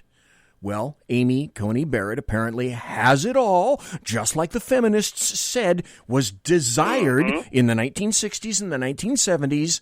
She has a great job, federal judge, running for SCOTUS, has a family of 7, has 2 kids that she took from another country to make them better citizens, and let's be blunt, conditions in Haiti are crap. Brought them over here, and I'm sure it's because she hates Haitians. Yeah, I'm sure that's of it. That's it. She's raising these kids as her own, and she's the bad person for that. So the Democrats are launching a smear campaign on her adopted children. Amongst other things. And the fact that, wait a minute, if you're working, that means you don't have time at home with your kids. Wait, I thought she could have it all. Isn't that insane? This is, Ralph, don't you wake up sometimes in the morning and you go, this is an alternate reality? I'm not sure. I put up a Facebook post a few days ago saying, you know what, sometimes I really wish I could go back in time and never get involved in politics because this is crazy. It's like you wake up and you go, well, let's see, it's 7 o'clock in the morning. What planet is this? Oh, it must be Zephron because it sure isn't Earth. No. And then you have people questioning whether or not she stole the children from Haiti and all the rest of this nonsense, calling her a colonizer and all this other foolishness, and not one person ever anywhere in the history of media in this country in the last 10 years has said anything about Charlize Theron taking 2 black boys and turning them into girls. Oh, God, that's a door. No one has said anything about that, but they're going to attack this Christian woman, this Catholic woman, for adopting 2 children. Yes, I am going to say it, out of a shithole country. Exactly. And bringing them here to the United States and giving them a better life. And they're going to attack her as a colonizer, as a colonialist, as a racist. And they aren't saying anything about Angelina Jolie and Brad Pitt, who are running around the world picking up children like they were in Kmart. And again, Charlize Theron, who takes these two boys and turns them into girls. What is the likelihood, the statistical likelihood that Charlize Theron is going to adopt two boys who both want to be transsexuals? And as statistics prove, later in life, folks who tend to move in those circles have also a greater chance statistically of suicide. Great way to set them up for failure, Charlize. Really appreciate that. When we come back, I have quotes from Democrats about how terrible Amy Coney Barrett is. We're talking to RALPH Chittams. I'm BZ. We'll be right back after this. Conservative media done right. You're listening to the SHR Media Network. From a public locker inside a dilapidated Long Island rail station comes a show designed to piss off liberals using truth, facts, and ridicule. The Lid Radio Show, featuring the conservative voice from the People's Republic of New York, the Lid himself, Jeff Dunetz. Tune in every Wednesday at 2 p.m. Eastern, 11 a.m. Pacific on the SHR Media Network. Go to shrmedia.com. At Lid Radio, we fight for the truth, justice, and a good kosher T-bone. If you don't listen, Hillary Clinton might sneak into your bedroom in her housecoat late at night and blame you for her election loss. It's the Lid Radio Show with Jeff Dunetz. Hey, are you guys listening? This is Shannon from Right Way with Shannon and Mike in the AM on SHR Media. I know you've been wondering where we are and what's been going on. Well, folks, that's right. We're back. So please join us 7 to 9 a.m. Monday through Thursday on SHR Media, on Spreaker, iHeartRadio, and Spotify, and Facebook Live at 11 a.m. on Right Way with Shannon and Mike in the AM at Facebook. You don't want to miss a minute. We've got lots of guests, lots of segments, and lots of interesting things. And let's face it, there's nowhere for you to go, so you might as well tune in. Again, Right Way with Shannon and Mike in the AM. We're back live on the air on SHR Media, 7 to 9 a.m. Monday through Thursday, audio and Facebook Live, audio and video. Yes, we are going to do video. Facebook Live, Right Way with Shannon and Mike in the AM. Hope to see you soon.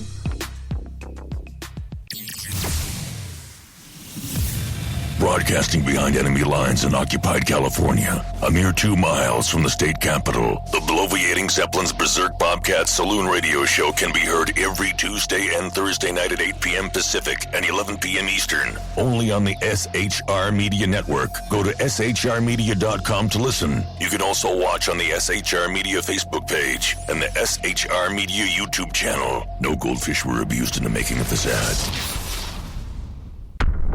Conservative media done right. You're listening to the SHR Media Network. It is he that is me, bringing perspective from across the sea.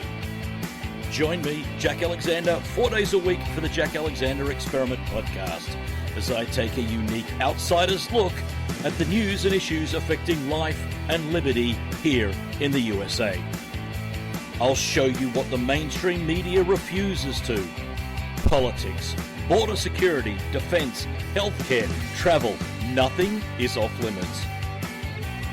Catch the Jack Alexander Experiment podcast each Monday to Thursday on Facebook, YouTube, and everywhere good podcasts can be found. Also, check out the website, www.jackalexanderexperiment.com.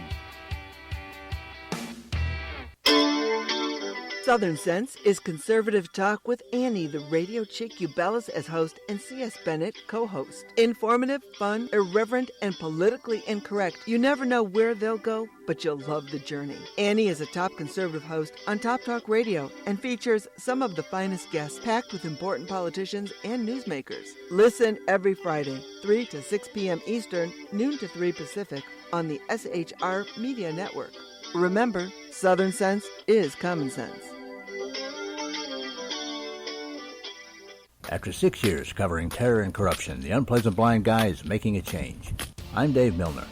Join me on Spreaker and YouTube through SHR Media and on the Western Free Radio Network as I team up with Jeff Mitchell, host of the English Defense League radio show on blogtalkradio.com. Check show pages for airtimes. It's the Unpleasant Blind Guy. On ADL Radio. There's no surrender, ever. Because truth is not always pleasant. Conservative media done right. You're listening to the SHR Media Network. It's your business diva here, Melanie Collette. I am inviting you to a front row seat as I discuss some of the most intriguing details of wealth and finance with today's movers and shakers in the world of business. Listen in and discover financial truths on a global, domestic, and household scale. Uncover topics that will impact your wallet today and in the future. Money Talk with Melanie airs Monday through Friday, 5 p.m. East, 2 p.m. West, right here on SHR Media and High Plains Pundit Talk Radio. You can't afford to miss it. Conservative media done right. You're listening to the SHR Media Network. Ladies and gentlemen, boys and girls, children of all ages, 2 hours, almost 2 hours, entirely gone. Boom. Like zippy. Zippy. Very zippy. It's the final 25 minutes of BZ's Berserk Bobcat Saloon radio show tonight. We have the honor of speaking to and having spoken to the pastor RALPH Chittams, who's been on the show before, and I think I'm doing myself on the show a disservice by not asking you to be on with greater frequency. Because I'm serious, Ralph, I'm going to be, again, serious with you for a second. I got to tell you this. I had forgotten until I began to speak to you at the beginning of the show how much fun I have talking to you. And again, I'm going to be honest, a trite phrase, but you are a breath of fresh air in terms of, I don't know if folks noticed, at the beginning of the show, I was all kind of pinned up and whatnot. As I continued talking to you, my shoulders have relaxed, and Ralph, I needed this. I needed to speak to someone who is grounded in reality, who believes in this country, who believes in religion, who believes in America, who believes in the Constitution and the Bill of Rights. This show, I hope everyone feels this way, but I'm telling you honestly, Ralph, this was... I needed this. With the week that I've had and with 2020, I needed this, honestly. So I'm telling you, quite frankly, I'm really glad that you are here tonight and then you said you're going to be here for the full 2 hours. I have a great time every time we talk, honestly. Oh, well, I appreciate those sentiments and thank you so much. But you know what? The Bible does say that ye shall know the truth, and the truth shall make you free. And there's nothing like freedom to calm and relax one's mind. Because even if the body is incarcerated, if the mind is free, you're at peace.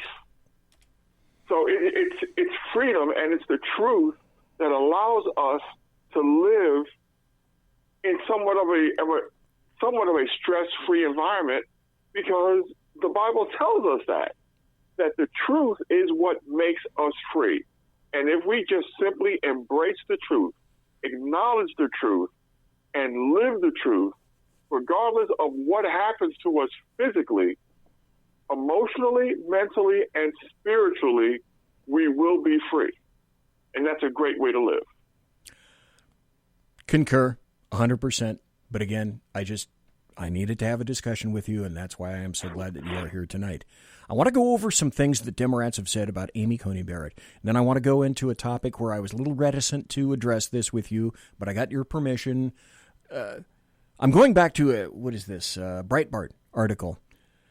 Dana Howell, a Democrat activist who was once a chief of staff on Capitol Hill to a Democrat lawmaker, imagine that, tweeted back on Friday that he hopes Barrett is investigated over the children that she and her husband adopted from Haiti. This is a quote. I would love to know which adoption agency Amy Coney Barrett and her husband used to adopt the two children they brought here from Haiti. So here's a cue. Does the press even investigate details of Barrett's adoption from Haiti? Some adoptions from Haiti were legit. Many were sketchy as hell. And if the press learned that they were unethical and maybe illegal adoptions, would they report it? Or not, because it involves her children? Oh my God, Ralph, do you think the current regime of American media maggots today would hesitate for a microsecond to blast that out into the ozone if that's what they discovered? Oh, look, not only would they blast out if that's what they discovered, even if they found a shadow, which they couldn't run to ground and verify, they're going to run with the story because they cannot be trusted to tell the truth. Period. You know, this country is not progressive. It's regressing. We're regressing back to 1960, 1959, when people were saying, well, we can't have a Catholic in the White House. That JFK guy, who knows what the hell he's going to do? Anti-Catholic. Yeah, you're right. Anti-Catholic attacks. I thought we put that to bed with Kennedy. Yeah, I thought a lot of things changed in 1964, and I thought maybe a lot of things changed with MLK. I wonder what he'd think about the state of America today. And anti-Catholic attacks on Amy Coney Barrett, I'm submitting, they're going to help get Trump reelected. Well, they should, except I can tell you, most of my family is Roman Catholic. Most of my family are also Democrats. And I can also tell you that most of my family is going to vote for Joe Biden. I've seen that in some of your social media. Okay? So this goes back to that hyphenated discussion that we had a few moments ago. Here is a woman that belongs to a Christian organization. It's not a Catholic organization. It's a multi-denominational, charismatic Christian community that believes in outreach, that believes in community involvement in communities that need help. And so the left has taken her participation and membership in this ecumenical society. Let's stress that. Ecumenical. It's not just Catholics. It's Baptists. It's Methodists. It's Episcopalians. It's Presbyterians. It's all manner of people who worship under the Christian banner, and they are spinning this into some sort of a, Christian secret cult organization simply in an attempt to smear this woman who's more than qualified to sit on the Supreme Court. It is absolutely disgusting, the length that they are going to try to discredit this amazing woman and her amazing family. And that is where we are today. We're excoriating good people. Good people. Let me throw this out to you, RALPH Chittams. This is, if things are equal, and I've said for a long time, unless everybody is equal, nobody is equal. Well, having said that, do you think Dianne Feinstein would have said to Keith Ellison or Rashida Tlaib or to Ilhan Omar, the dogma lives loudly within you, meaning that I believe that you're going to vote only but upon being a Catholic. And that would have translated to those three people I just named. That means that you're going to be aligning with Islam itself, period. So I don't trust you. Well, if you don't trust Catholics because they're religious, Dianne Feinstein and any other Democrat, why would you trust anyone that has a major belief in any religion, including Islam? Ralph? Because the only bigotry that's tolerated is anti-Christian bigotry. Period. Hard stop. End of discussion. Oh, plus, there were a passel of Democrat senators. I can remember, let me see what I can remember. Blumenthal refused to meet with Barrett. Hirono from Hawaii, what a nutball, refuses to meet with Barrett. Schumer, Merkley, Casey, Gillibrand. Those are at least 6 that I can think of. They don't even want to talk to her. We're not even going to have a discussion. Leftists are saying it's all about the discussion. We need to sit down and have a discussion about race. We need to have a discussion about sex. We need to have No, they don't even want to have a discussion. Screw discussions. We're blowing it all up.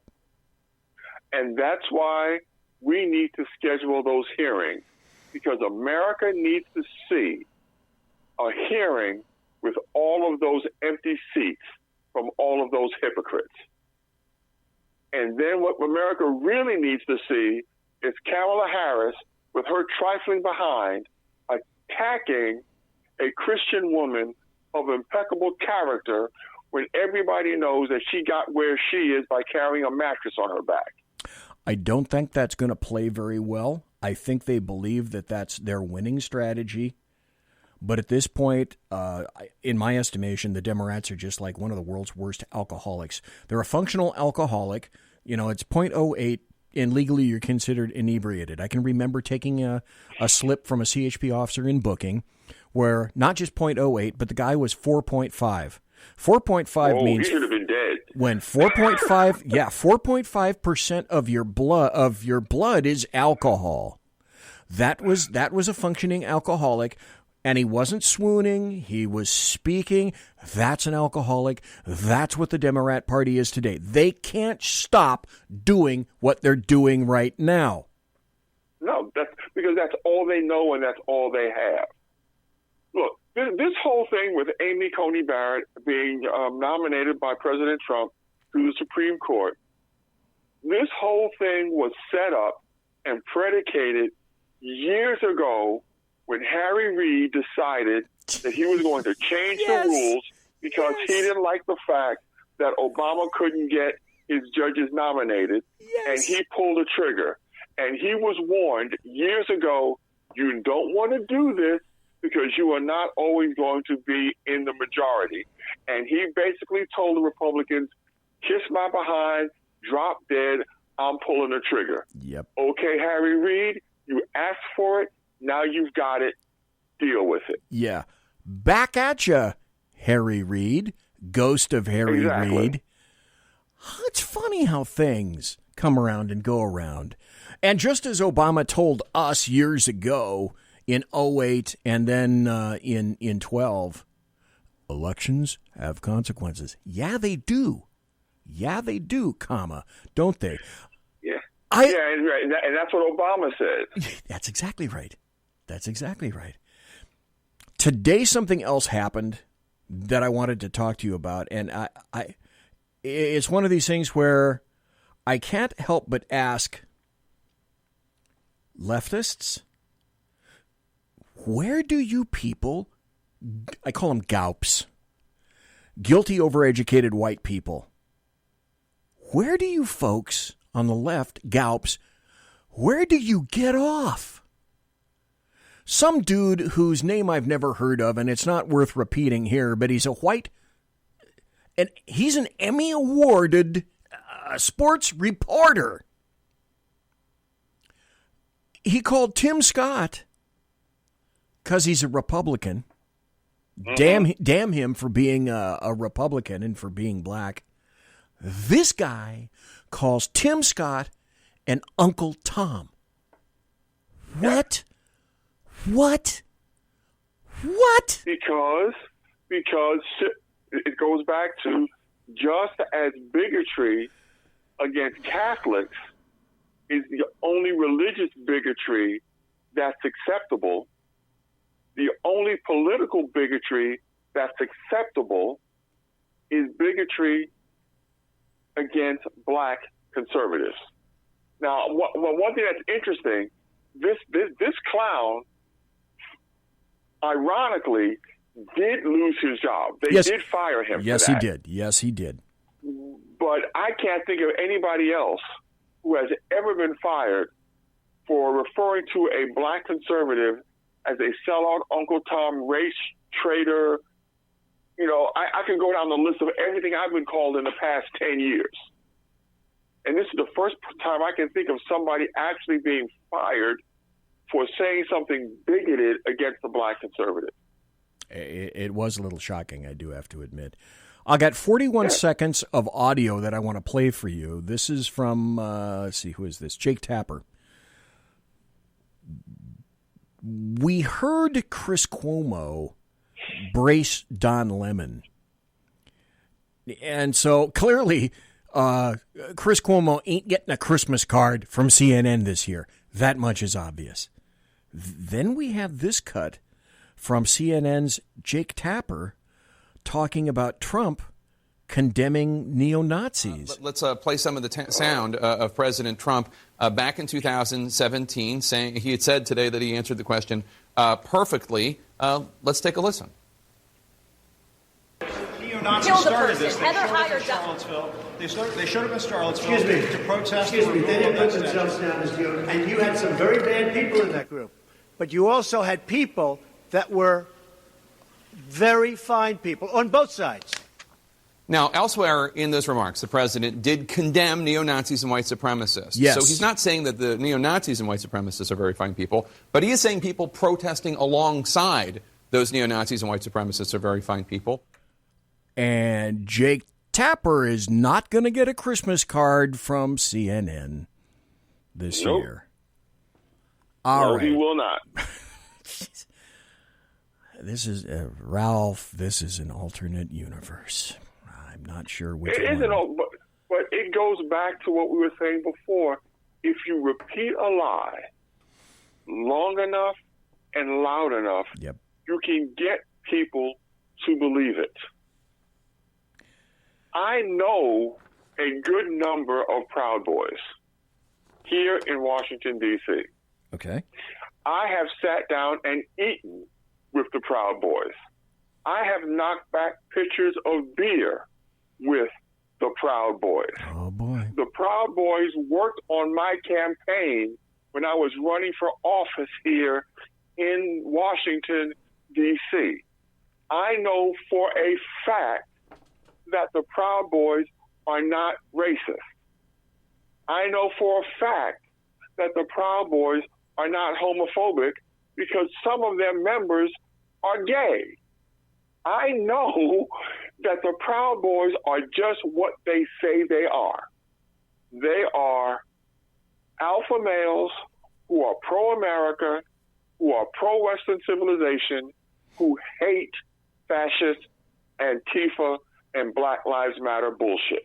But for people who don't know, Joe Biden and the rest of these idiots in the mainstream media spoon feed them a narrative, and they repeat what they've heard, and they don't know bupkis about the Proud Boys. They probably didn't even know the Proud Boys existed until Joe Biden shouted their name out during the debate the other night.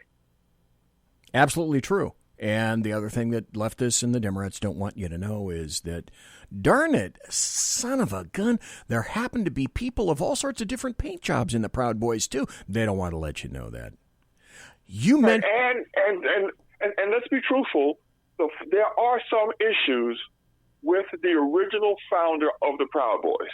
Let's be honest about that. But he was kicked out of his own organization. That's it. He's not there anymore. They kicked him out of his own organization because they did not like some of the historical statements that he made that were in fact racist. So they kicked him out and said, no. We're not about this. You got to go. But see, people who don't know what the hell they're talking about and who just repeat talking points like mindless androids, this is what they get because they don't know what they're talking about. And if they talk to people like me who, when I ran for office, they volunteered on my campaign. When I had some problems in my neighborhood, and you know about this, with my wife's car being vandalized because she was trying to clean up the neighborhood from some of the drug dealers, the only organization that said that they would come over and in quotes, whip some ass and clean up the neighborhood were the Proud Boys. So you tell me that they're racist. Ralph Chittams, you opened that door when you said that all the names that you've been called over the years, et cetera, and we had spoken about this originally. Can you tell folks about what happened with your wife's car? Oh, well, in Washington, D.C., they have this elected position called Advisory Neighborhood Commissioners, and they are the lowest level of elected representatives in Washington, D.C., and each commissioner represents about 2,000 of their neighbors, of their constituents, in a local generalized area. So my wife was working with some of our neighbors to clean up our neighborhood. We have some people who like to come into our neighborhood who don't live here. They gamble, they cuss, they shoot, they deal drugs, they urinate in the alley. They do everything that you can imagine to drive down property values. So she, as the elected official, worked with a couple of the neighbors to try to get, this situation cleaned up. Well, of course, they target her. And one night, they actually came by, and we have an image of the guy on camera doing it, slashing two of her tires. And the Attorney General and the U.S. Attorney here in D.C., they both declined to prosecute, even though we have video of this guy doing it. And it was as a result of this situation is when the Proud Boys said, hey, look, we can come over here and we can handle this for you. So, again, I said, tell me that these guys are racist. No, these guys are proud Americans. And the reason why people don't like the Proud Boys is the same reason they don't like Donald Trump. Because the Proud Boys are not going to stand there and take it. If you throw a punch, they're going to knock you into the ground. Okay, I asked this question before. I think this is probably a good question to end the show. And we've been speaking all night for the entire 2 hours to Ralph Chittams. And again, thank you, sir, for being here. What do you think is going to happen when we wake up on November 4th of this year, 33 days, well, on the left coast, 33 days from now, 32 days from now, where you are in D.C.? What are we going to find out, Ralph Chittams, on November 4th, and what do you think November 4th may look like? Regardless of who is declared the winner on November 3rd, on November 4th, all hell is going to break loose in the United States of America. I would agree. If Donald Trump wins, the leftists are going to absolutely lose their minds. And if Biden is declared the winners, they're going to deem that to be an affirmation that their tactics are correct, and they are going to push this country even farther to the left. The only hope that America has to stem this violence is for Donald Trump to ultimately win this election. Because it is my fervent prayer, it is my ultimate dream that either shortly after the election or the day of his inauguration, President Trump invokes the Insurrection Act and stomps all of these insurrectionists into oblivion and into the mud. But for patriots, honestly, get strapped, buy your ammunition, make sure your guns are in good working order, because regardless of who wins on November 4th, all hell's going to break loose. I am afraid that what you said is going to come to fruition. Leftists have been telling you this for months now, embraced by the Democrats, ably abetted by the American media maggots. It's a spoken wished self-fulfilling prophecy. I wish I could say that there were a way to avoid it. I'm afraid there isn't. No. And maybe it's simply time for something similar to this to occur, because we suspected somewhere in our lizard brains that, one day this really may be coming, and I'm afraid to tell folks I think it's here. And I don't believe that either myself or Ralph or anybody that listens to this that we are tinfoil hat-wearing conspiracists, because we are not, because we are groomed in history, and we are students of history, and we know, because we are rational thinking human beings, Ralph and I, that the best predictor of future behavior is past behavior or the lack thereof. Santayana said it perfectly. He was right then, and he's absolutely right now. Ralph Chittams, thank you, sir, for being here. Thank you for staying the full 2 hours. And if you have any websites or any activity that you'd like people to know about, please tell us. No activities coming up, but please, you can interact with me on Facebook at Urban Red or on Twitter, also at Urban Red. And just to close out, this where we are right now is that quote that goes back to talking about the tree of liberty and it being watered by the blood of tyrants. Yes. And we're at that point right now where that is what's going to have to happen. I'm afraid you are absolutely right. It's gotten to the point now where I don't know. I don't think that this really is avoidable. And it won't be because Republicans or conservatives haven't made the option available for not this. I think it's because the leftists and the Democrats have pounded themselves into submission and a fury where this really is unavoidable. Yep. Absolutely unavoidable. Ralph Chittams. Get locked and loaded, my friends. Yeah. Folks, I'm not kidding, and Ralph isn't kidding. Find food, find water, find defensible positions, find ways and means of defending yourselves. You know what I mean. Think of yourselves, think of your family.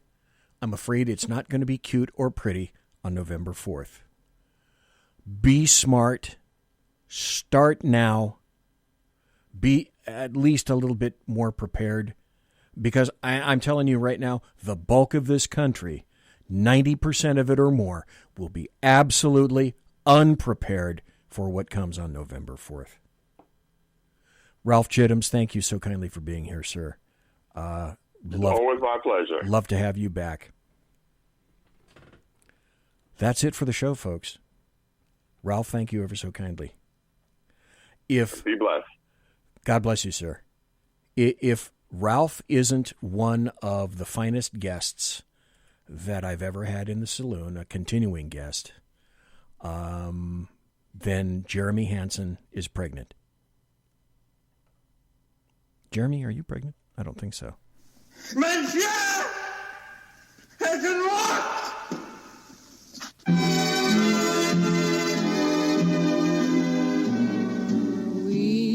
Ladies and gentlemen, boys and girls, children of all ages, thanks for listening to the Bloviating Zeppelin's Berserk Bobcat Saloon radio show, live and direct right here on the SHR Media Network. If you want to contact me, you can do that. You can find me on Twitter at BZEP, at BZEP. Wait, Jeremy Hansen says he's not pregnant. Okay, good.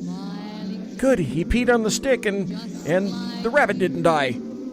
Promotional consideration is by the Lockheed Martin Skunk Works and also by the Boeing Company. If it ain't Boeing, what did I say? If it ain't Boeing, I ain't going. That's right. And also by Pratt & Whitney Engines Thrust. You can trust. And also, tiaras are by My Little Pony. Thanks to my personal KC-135 Kettle One refueling team, with whom I will be consorting in less than an hour. You can take that to the bank. Speaking of bank, John Thurman Thomas will return Tuesday night to talk about the Federal Reserve. Shannon Wright, campaigning for mayor of Baltimore, will be in the Saloon Thursday night. Thanks to Ralph for being here. Thanks to you for listening live. Thanks to everybody listening in podcast. Have a great weekend, folks. God bless. Take care. Be safe. Everybody quiet down now and get some sleep. Good night, everybody. Good night, Mama. Good night, Ben. Good night, everyone. Good night, Mama. Good night, Daddy. Good night, children. Good night, Daddy. Good night, Elizabeth. Good night, John Boy. Good night, Jim Bob. Good night, Jim Bob. Good night, Jim Bob. What's going on? I was asleep. What's everybody doing? Good night, Good night, Jim Bob. Go to sleep.